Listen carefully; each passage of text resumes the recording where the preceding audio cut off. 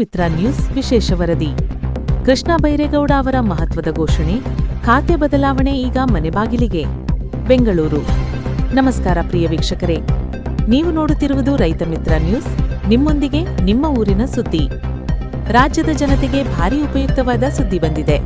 ಕಂದಾಯ ಸಚಿವ ಕೃಷ್ಣ ಬೈರೇಗೌಡ ಅವರು ಸ್ವಯಂ ಚಾಲಿತ ಮ್ಯೂಟೇಷನ್, ಆಟೋಮ್ಯಾಟಿಕ್ ಮ್ಯೂಟೇಷನ್ ಸೇವೆಗೆ ಚಾಲನೆ ನೀಡಿ ಮಹತ್ವದ ಹೆಜ್ಜೆ ಇಟ್ಟಿದ್ದಾರೆ. ಇನ್ನು ಮುಂದೆ ಖಾತೆ ಬದಲಾವಣೆಗಾಗಿ ಸರ್ಕಾರಿ ಕಚೇರಿಗಳ ಮುಂದೆ ಅಲೆದಾಡಬೇಕಾಗಿಲ್ಲ. ಮನೆಯಲ್ಲೇ ಕುಳಿತು ಮೊಬೈಲ್ ಮೂಲಕ ಆನ್ಲೈನ್ನಲ್ಲಿ ಖಾತೆ ಬದಲಾವಣೆ ಮಾಡಿಕೊಳ್ಳಬಹುದು. ಸ್ವಯಂ ಚಾಲಿತ ಮ್ಯೂಟೇಷನ್ ಎಂದರೇನು? ಹಿಂದೆ ಖಾತೆ ಬದಲಾವಣೆಗಾಗಿ ಜನರು ಕಂದಾಯ ಕಚೇರಿಗಳಿಗೆ ಅನೇಕ ಬಾರಿ ಹೋಗಬೇಕಾಗುತ್ತಿತ್ತು. ಕೆಲವೆಡೆ ಮಧ್ಯವರ್ತಿಗಳ ಕಿರುಕುಳವೂ ಎದುರಾಗುತ್ತಿತ್ತು.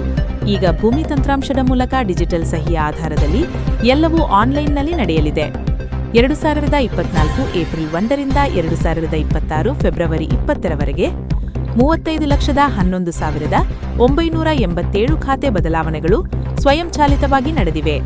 ಕೇವಲ 5,807 ಪ್ರಕರಣಗಳಲ್ಲಿ ಮಾತ್ರ ತಕರಾರು ದಾಖಲಾಗಿದೆ. ಅಂದರೆ 98% ಪ್ರಕರಣಗಳು ಯಶಸ್ವಿಯಾಗಿ ಸ್ವಯಂಚಾಲಿತವಾಗಿ ಪೂರ್ಣಗೊಂಡಿವೆ. ಖಾತೆ ಬದಲಾವಣೆ ಹೇಗೆ ಮಾಡುವುದು? ಆನ್ಲೈನ್ ಮೂಲಕ ಮನವಿ ಸಲ್ಲಿಸಿದರೆ 7 ದಿನಗಳ ನೋಟಿಸ್ ಅವಧಿ. ಯಾರೂ ತಕರಾರು ಸಲ್ಲಿಸದಿದ್ದರೆ 8ನೇ ದಿನ ಸ್ವಯಂಚಾಲಿತವಾಗಿ ಖಾತೆ ಬದಲಾವಣೆ. ನೋಂದಣಿಯೇತರ ಪ್ರಕರಣಗಳಿಗೆ 15 ದಿನಗಳ ನೋಟಿಸ್. 16ನೇ ದಿನ ಸ್ವಯಂಚಾಲಿತ ಬದಲಾವಣೆ. ಯಾವ ಸೇವೆಗಳು ಈಗಾಗಲೇ ಸ್ವಯಂಚಾಲಿತ?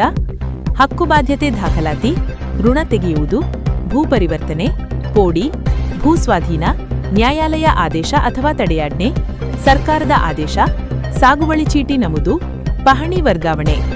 ಪ್ರತಿ ತಿಂಗಳು ಸರಾಸರಿ 2.47 ಲಕ್ಷ ಅರ್ಜಿಗಳು ಬರುತ್ತಿದ್ದು, ಬಹುತೇಕವನ್ನು ಈಗ ಸ್ವಯಂಚಾಲಿತವಾಗಿ ಪರಿಹರಿಸಲಾಗುತ್ತಿದೆ. ಬೆಲ್ ಪಹಣಿ ಜೊತೆ ಆಧಾರ್ ಜೋಡಣೆ ಕಡ್ಡಾಯ. ಸಚಿವ ಕೃಷ್ಣ ಬೈರೇಗೌಡ ಸಾರ್ವಜನಿಕರಿಗೆ ಮಹತ್ವದ ಮನವಿ ಮಾಡಿದ್ದಾರೆ. ಪಹಣಿ ಜೊತೆ ಆಧಾರ್ ಜೋಡಿಸಿದರೆ ಪಹಣಿಯಲ್ಲಿ ಬದಲಾವಣೆಯಾದಾಗಲೇ SMS ಮೂಲಕ ಮಾಹಿತಿ. ಮಾಲೀಕರ ಗಮನಕ್ಕೆ ಬಾರದ ಖಾತೆ ಬದಲಾವಣೆ ತಪ್ಪಿಸಬಹುದು. ನಕಲಿ ವಹಿವಾಟುಗಳಿಗೆ ತಡೆ.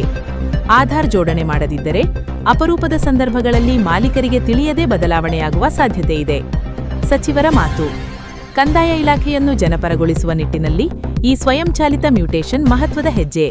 ಜನರು ಕಚೇರಿಗಳಿಗೆ ಅಲೆದಾಡುವ ದಿನಗಳು ಮುಗಿದಿವೆ ಎಂದು ಸಚಿವರು ತಿಳಿಸಿದ್ದಾರೆ. ರೈತ ಮಿತ್ರ ನ್ಯೂಸ್ ವಿನಂತಿ: ಸರ್ಕಾರದ ಈ ಹೊಸ ಸೇವೆಯನ್ನು ಸದುಪಯೋಗಪಡಿಸಿಕೊಳ್ಳಿ. ನಿಮ್ಮ ಪಹಣಿಗೆ ಆಧಾರ್ ಜೋಡಿಸಿ, ನಿಮ್ಮ ಆಸ್ತಿ ಸುರಕ್ಷಿತವಾಗಿರಲಿ. ಇಂತಹ ಉಪಯುಕ್ತ ಮಾಹಿತಿಗಾಗಿ ನಮ್ಮ ರೈತ ಮಿತ್ರ ನ್ಯೂಸ್ ಚಾನೆಲ್ಗೆ ಲೈಕ್, ಶೇರ್ ಮತ್ತು ಸಬ್ಸ್ಕ್ರೈಬ್ ಮಾಡಿ.